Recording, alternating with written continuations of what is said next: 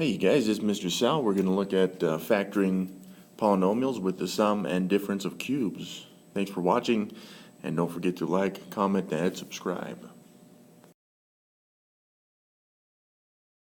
The A's are in the same place, the B's are in the same place for that first set of parentheses, and then we got A squared, AB, and B squared. It's just really the operation stuff that we're looking at. And I'm sure there's all kinds of acronyms for this. I just don't really remember what they were. I just know if my original cubes are added together, if I'm looking at the sum of two cubes, then it's plus minus plus. And then if I am subtracting them, so if it's the difference of the two cubes, then it's minus plus plus. Specifically, it's the first two for me that I'm looking at, because the last one's always plus.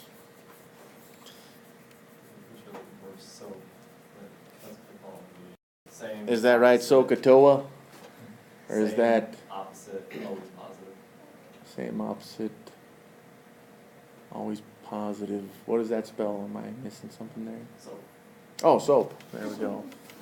I think SOHCAHTOA is trigonometry, but you guys don't want that, so we'll skip it. Soap. Same, opposite, always positive. Bam, nailed it.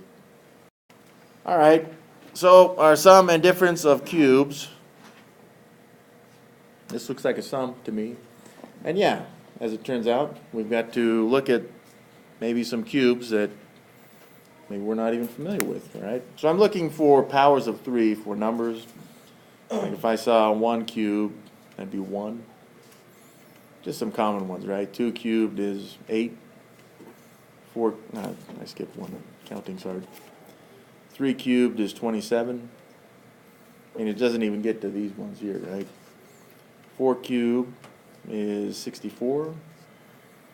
5 cubed is 125. There's one of them. And 6 cubed. All right, I mean, we can use calculators to go any farther than that. But for this problem, we're looking at 125 and 216, which is good. So in other words, I'll drop this down and we'll write this just as the sum of cubes, okay? So 125x cubed would be the same as 5x, and this would be cubed.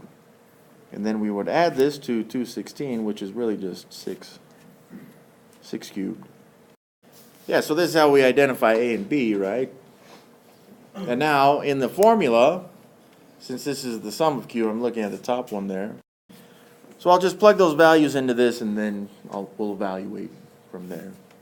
So A is 5x and B is 6. All right, so that fills in all the variables on that, and all we got to do is evaluate. So there's nothing to evaluate in this first set of parentheses, but 5x squared, we can certainly evaluate that. That would be 25x squared. And then that middle term, still minus, but it's 5x times 6, so 6 groups of 5x's would give us 30x's. And then I've got 6 squared, so that'd be 36 there, times all that stuff. That's our final answer? That's our, excuse me, yes, that's our final answer. Wait, that's too easy. I don't trust it. And that's how the rules are actually supposed to work, okay? So the rules are supposed to simplify things so that we don't have to think about it too much. All it is just filling in letters, replacing letters, whatever you want to call it, and then we're done. I mean, we did have to do some evaluation there, but that's it. So on a test, if you saw this, you'd say to yourself, why don't we just continue on with this? And we would want to check just to make sure anyways, right? So, I mean, how would we factor this out? Well, you'd have to do 36 times 25, which is a huge number. All right, then we can look for factors of 900. They just need to add up to negative 30. So we're looking at just the two negatives for these.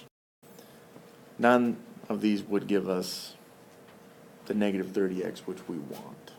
So it's unfactorable, which is what this is meant to do for us anyways.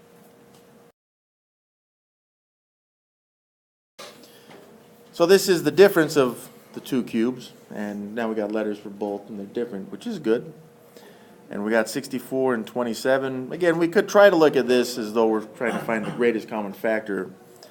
But 64 and 27 have no common factors to pull out of that. And the letters aren't the same, so we can't pull any of those out either. So we know that 4 cubed is 64. And then 3 cubed is 27. So for this, right, we're going to pull out of the 64 and the a cubed. This would be 4a cubed. And then we'll be subtracting 27 is 3. And the b cubed would give us a b as well, which is both cubed.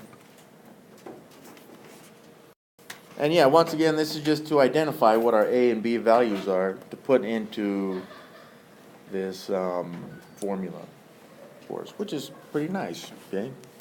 So here's the formula. Okay, well, a is 4a and b is 3b. Now, I highly recommend putting the 4a and the 3b in parentheses when they're squared, just so we can remember that it's both of those that are squared for this. Now, our first set of parentheses there isn't going to change because there's nothing to combine, nothing to simplify or evaluate. All right, so 4a squared would be 16a squared. 4 times 3 is 12, then times a times b, and then 3b squared. 3 squared is 9, b squared is b squared. And that's it. So this one's kind of one of those weird ones because we look at 375, which is not a perfect square, and neither is 3. I said square, I meant cube. 3 is not a perfect cube, right, because 1 cubed is still 1. So what we'll need to do is maybe figure out if a 3 can be factored out from these two numbers. 3, of course, can be factored from 3. So to figure out if 3 can be factored out of 375, we're going to add these numbers together and see if the result is divisible by 3. So 3 plus 7 plus 5 is 15, which we know is divisible by 3, which means we can factor out a 3 from the 375 as well. Okay, well, what would that be then? So I divide it by 3, and that'd be 125. And so I'm going to factor out a 3 from both terms, right? And then I've got in my parentheses now z squared cubed plus, and then over here, all that I would have left is that 125, which is a perfect cube. And that's what we would kind of expect in this situation. So that's the sum of two cubes. And I can see here that my a value would be z.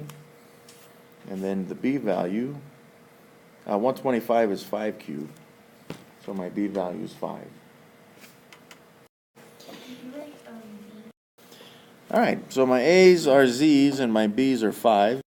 We're just using this top formula to replace the a's and b's once we know what a and b are.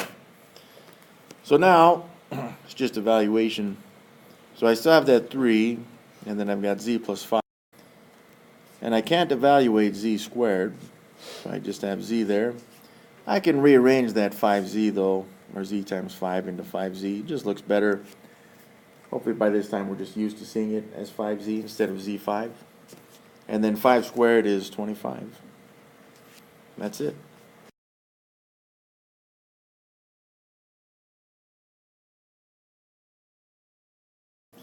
So there's our formula. We just got to figure out what we need to replace a's and b's with, right? So 216, I believe that was 6 cubed.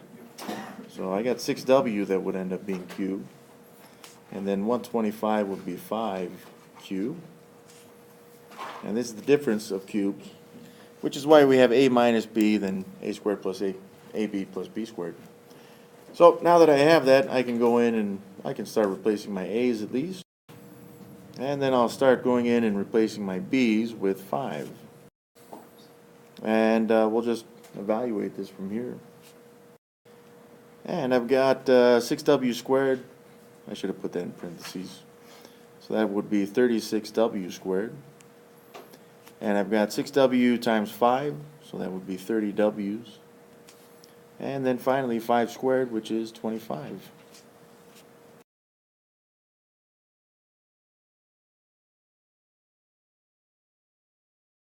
So this one's a little different because we're used to seeing the cube thing, right? Okay, no, This one though has powers of 6, which is actually kind of nice because at least 6 we know is divisible by 3. So what the heck does that mean? Well, let's start with the numbers to get those out of the way, all right? So I'm going to look at 64 and 27. So 64 would be 4 cubed, and 27 would be 3 cubed, so I can just focus on the letters, okay? So x to the 6th, for example, would be what power of x cubed? 2, right? So it's really x squared that's being cubed. And then if I cube that, I would get my 64x to the 6th. Can you just put 2 to So the y to the 6th also would be y squared, but that would be cubed as well. Okay, so this goes back to some exponent rules, which we never loved anyways.